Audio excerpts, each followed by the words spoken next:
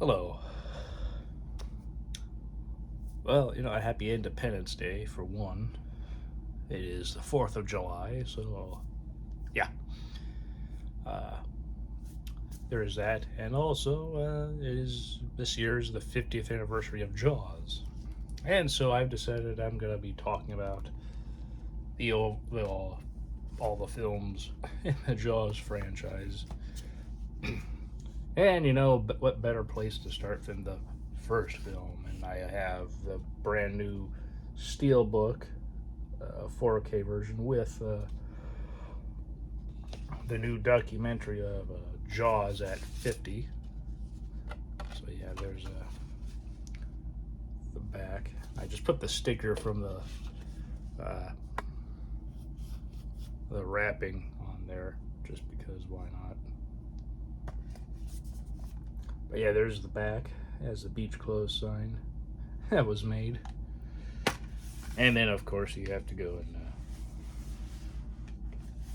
take out the discs because, well,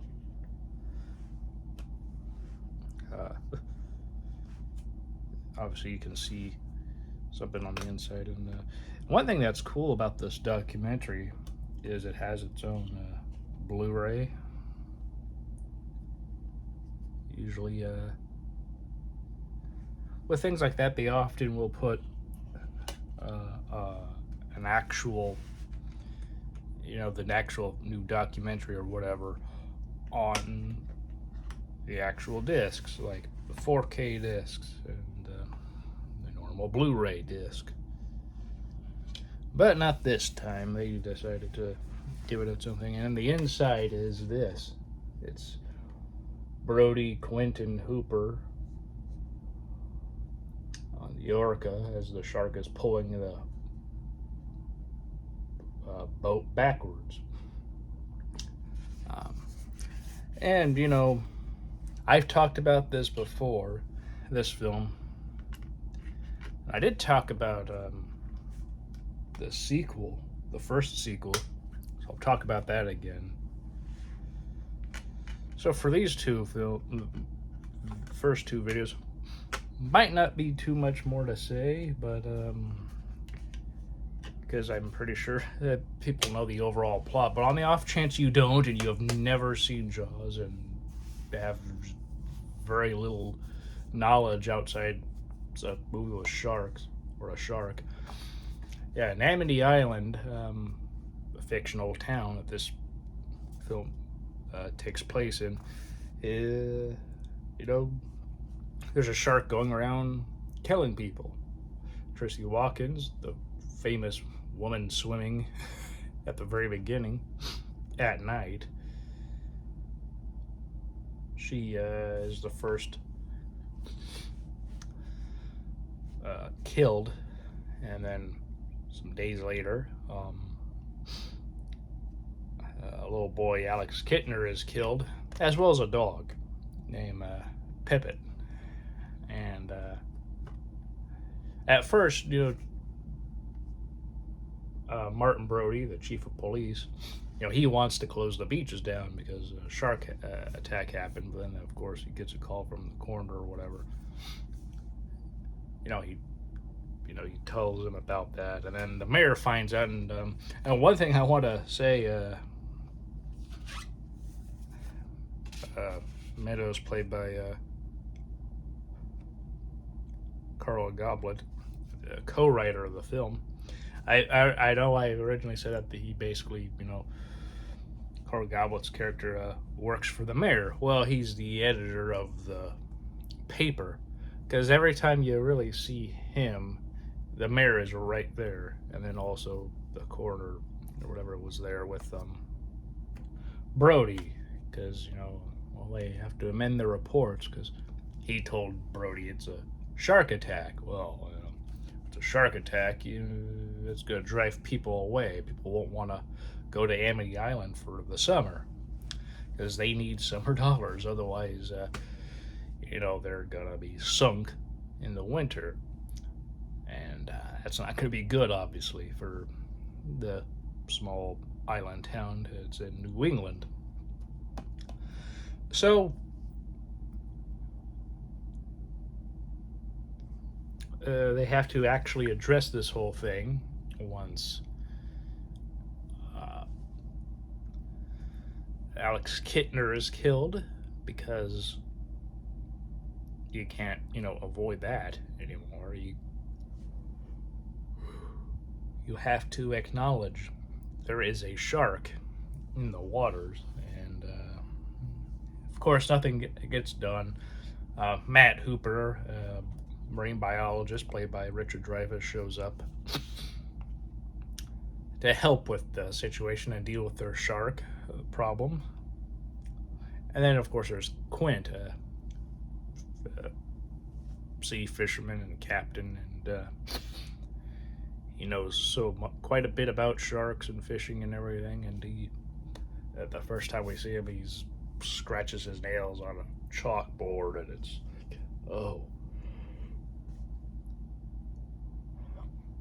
and he says he'll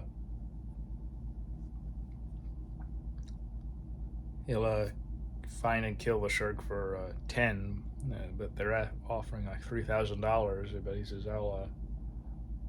he'll just find the shark for 3, but you want it killed, he'll do it for 10. He wants to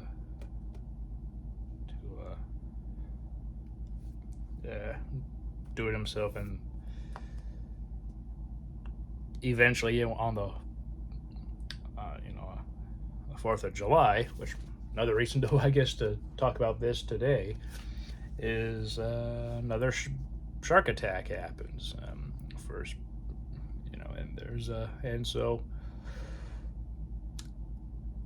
now they have to actually get serious and go to kill the shark, because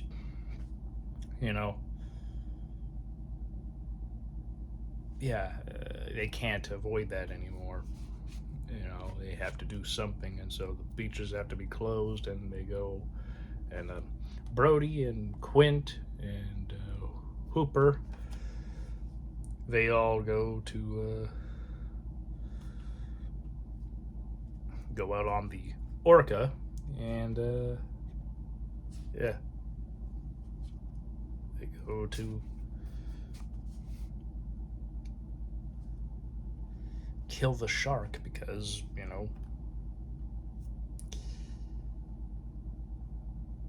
shark is just terrorizing people. And as Matt Hooper said, the only way to get rid of the shark is to either kill it or cut off the food supply, which means close the beaches down. And yeah. But yeah, this is the film that made Steven Spielberg well known, and got nominated for Best Picture and won 3 Academy Awards for like Best Sound Design, I'm pretty sure. Of course, they don't really list any of them there, but like Best Sound and Best Editing and Best Original Score for John Williams, his first original score Oscar. Previously won for Best Adapted Score for Fiddler on the Roof. But yeah, this film essentially solidified the partnership between Spielberg and John Williams. He's pretty much scored most of the work that Spielberg has done, and there have been some times where he hasn't scored his films at all, usually due to being busy with other projects. But yeah, they have a great partnership, and it's also thanks to his partnership with Williams on this that John Williams would then later go and do Star Wars for George Lucas. And it's also interesting for that, it's because of George Lucas, Richard Dreyfuss was even considered for the film, because he obviously worked with him on American Graffiti, though Richard Dreyfuss had no interest in making this movie, because he said it's gonna be one of those movies that's gonna suck to make. You'd rather watch it than never be in it, because just from what he and Spielberg, or from what Spielberg was telling him, he's like, yeah, no. And from what also he heard about what the film was going to be about and everything, and filming on the ocean, which you should never do because you can't, that's unpredictable. You know, who would have thought? Uh, the ocean will do whatever it wants, and there'll also be other boats and other things out there. And just as you get things set up, well, now the shot's ruined because of something else. Like, oh, there's a little sailboat in the distance. Well, now you have to wait an hour or two for that sailboat to get out of the way so you don't see it in the shot anymore. But yeah, stuff like that happened. It was supposed to be filmed from May to after the 4th of July. So, like, yeah. And it, like, I think like 51 days or or so, or a little over. I don't remember now how much, but it wasn't supposed to be too long. Only supposed to be a few months, obviously, from that. But they ended up shooting for 159 days, if I recall correctly. Yeah. But the initial days, I think I got that wrong. Might have been 55 or so, but yeah, not, yeah, it's just from somewhere in May to early July was supposed to be the beginning. And also the guy who was Alex Kittner said for him he had no fear of the mechanical shark or anything. What he was afraid of was freezing, because July is when you go swimming at Martha's Vineyard, which is obviously where this film was shot. You never go swimming before July. You do that, you're just gonna freeze because the water is too cold. Like, unless all of a sudden there's a massive heat wave hitting, and like in May, then sure. But otherwise, since that doesn't really happen too often there, you wait till July. You don't ever go swimming and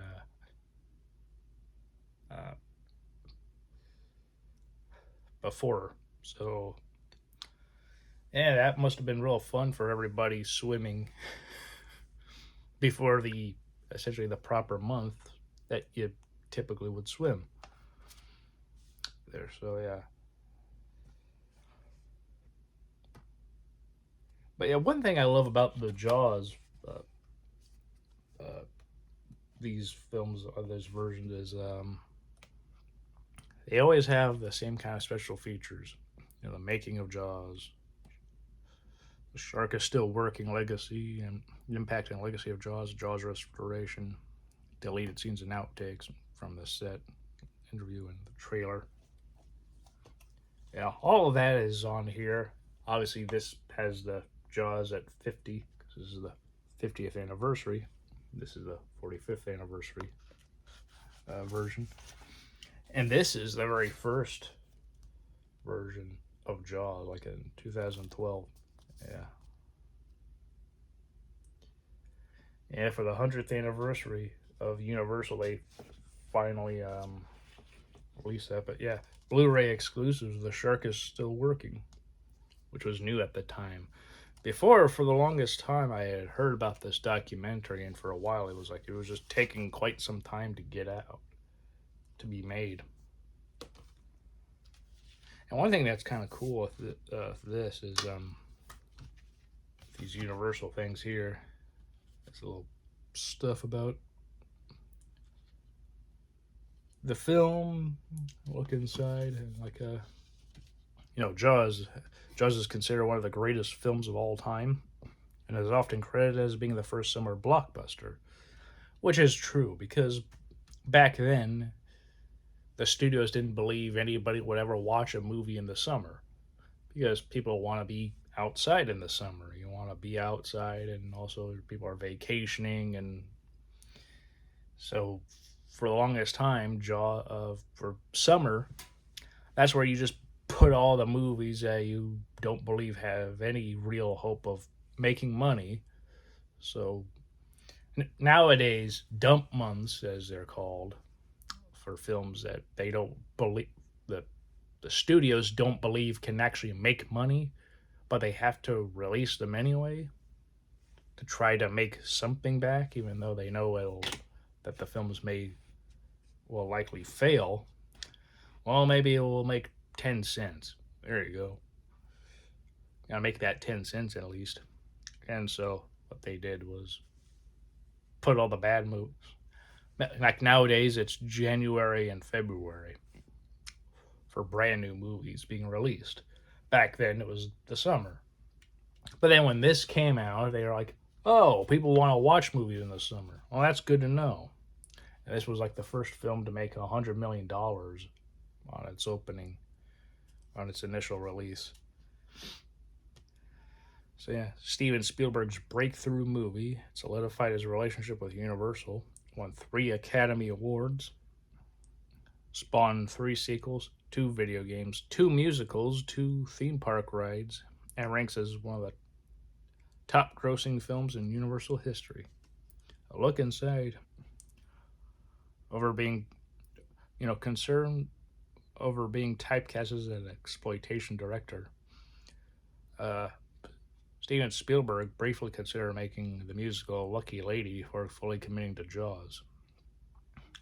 The film's famous line, "You're gonna need a bigger boat," was improvised by Roy Scheider. Which it was, but also when he said that, he was kind of off the set, or he was on the set on the boat. He was on the boat. They're kind of just waiting because the shark didn't work. That's the big thing that everybody basically knows about this. Shark didn't work. I think before, like some years ago, 5 years ago or so, I mentioned how George Lucas, because Spielberg's directing fans went there to see the shark and see how everything's going. George Lucas looked at the shark and thought, this is going to be the biggest movie of all time. Spielberg looked at him and was like, yeah, whatever. He didn't say that, but he just thought, oh, what a load. This is going to do nothing for my career. And then also George Lucas, being who he is and interested in how mechanics of stuff like that work, he puts his head inside the shark's jaws, and as a joke, Spielberg and some of the other directors clamp the jaws shut on him. But then the shark's jaws would not reopen, and they finally got Lucas's head out of the shark's mouth, and they all ran away because they were afraid they broke the shark. Which he said they might have, but then again, there was other problems, such as the shark. It was not built for salt water. The people in California, they made the shark for fresh water, which is where they were testing all the stuff. So yeah, it works, all right. But they didn't at all think nobody, I guess, thought we should do this for salt water because they're shooting in the ocean. And so because of that, and amongst other things, a lot of problems happened, and that's why we see the shark's point of view for most of the film, especially the first half, really. Um, and you only see the shark for 4 minutes. This film is 2 hours and 4 minutes. So for a solid 2 hours, in the various moments where the shark is supposed to be there, you don't see the shark. And every single time you see the shark, that is every single take that was usable for the shark, because they can only get like basically one usable take of the shark working for each time you see it, and so that was always the take used. But yeah, back to Roy Scheider. Yeah, he saw the shark like on the orca, And sorry for that little tangent or whatever, but he saw the shark, looked at it, and just made a comment to somebody. And I don't believe even to Spielberg. He just made a comment offhand, like, you're going to need a bigger boat. Spielberg heard that, liked it, and also because they were writing the film as they were going, because they didn't have a finished script. They had a script, but they had to keep rewriting it because some of the stuff just either was very impractical, especially with the shark not working, so things had to be redone on that front. Also, uh, Spielberg just thought that was a great line, and he's like, "Well, this is when you see the shark and you go to Quinn, that you should say that." And so they made sure to say that. And Carl God was like, "Maybe I wrote that script, that line now. He doesn't remember if he wrote it or not." Roy Scheider has even doubted whether he said it out of nowhere or not, but I remember reading like that's what Spielberg said somewhere. So guess let's just go with Spielberg and everything of what he said. So yeah,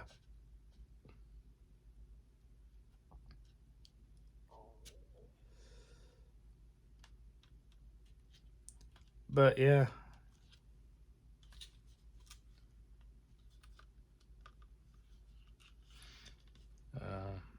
Also, Universal in 1975.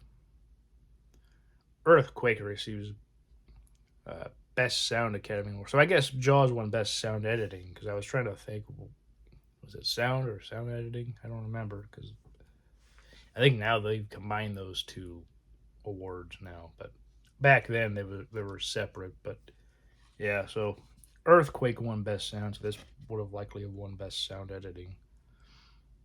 Special Achievement Award for Visual Effects, Scientific Academy Award for Development of uh, Sensurround. Universal releases Clint Eastwood's The Eager Sanction, inspiring the Ice Tunnel attraction at the Universal Studio. And at the bottom, they have various dates from The Birds, starting with The Birds from 1963 to Charade in 63, Airport in 1970, American Graffiti in 1973, Jesus Christ Superstar in 1963, or 73. Yeah, I have 73. 73 also is High Plains Drifter. The Sting is in 1973. Earthquake, 1974. Jaws, 1975. June 20th, 1975 to be exact. Car Wash, 1976. Smokey and the Bandit, 1977. And National Lampoon's Animal House, 1978.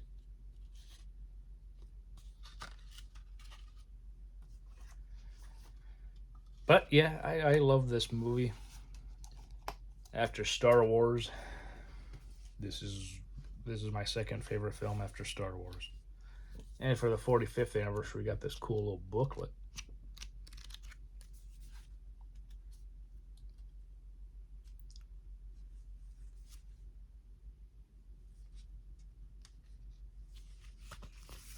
Like here's this original blueprint of the shark,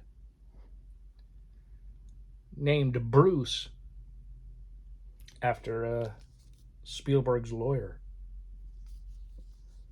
But then Spielberg was bad mouthing the shark for not working, so he often called it the Great White Turd.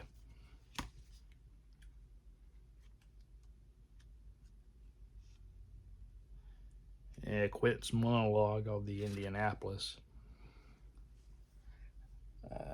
Writer Howard Sackler told Spielberg that story, and John Milius wrote the first version of that, but it was like 5 to 7 pages or so. And then Robert Shaw took that and cut it down to like 2.5 or so pages, something that you could actually, it's short, concise, but to the point, and you can really have a idea of just the horror and impact that that kind of would have on somebody like Quint, being on the USS Indianapolis when it sunk and being around sharks, which actually makes his hatred of sharks make quite a bit of sense, because in the book, if you've never read it, it's not that great of a book.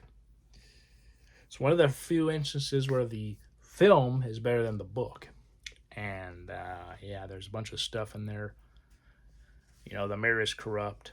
Like, there's a whole bunch of stuff. Like, the mob is involved with some development at Amity, and that's why the beaches have to be opened, so that they get money, and to give that money to them. And that wasn't really necessary to the actual plot of the book. I mean, I guess it gives the mayor a reason for not closing the beaches, but in a way, I kind of like the mayor and the way it's portrayed in this film. The mayor is, on one hand, he's sort of caring. Like, he does not want the town to have to be, like in on welfare, as Quint puts it, through the winter. That's a summer town, so summer towns do need people, tourists coming and spending money. Without that, they're going to be pretty sunk. But sorry. But yeah, and he's also sort of incompetent. Like, one hand, you could say he's caring about the town on that front, but then he's also a typical politician where he's just too incompetent and just not comprehending the problem at hand. Like, there is a problem here. You need to solve it, so that way, if you want the town to be able to thrive the rest of the year, you need to do something. Shut the beaches down, or kill the shark. And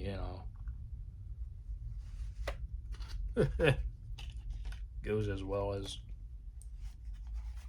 you think. Yeah.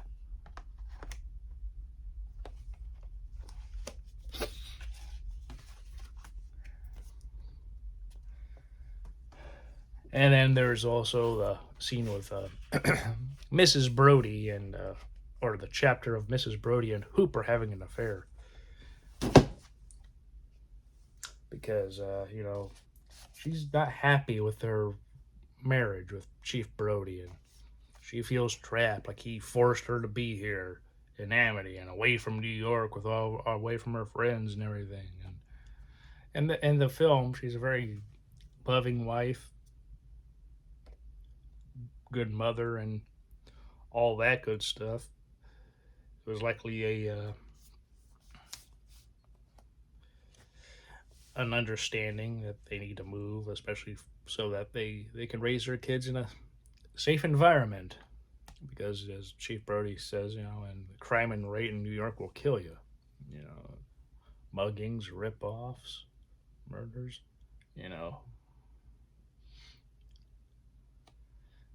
It's been a long time since anybody was killed in Amity. The various crimes that happen are very small. It's like as somebody says, the karate students are, breaking my picket fences because, they're doing karate on them. They're karateing the picket fences, as Polly says. But yeah, I love this film. This is probably a perfect movie. One of the very few movies that could ever really be considered perfect, from the story, the acting, the characters. And I think that's great is, as said, that whole Indianapolis speech gives a lot of depth to Quint. In the book, Quint is basically Captain Ahab. He just wants to kill the great white shark rather than the great white whale. But yeah.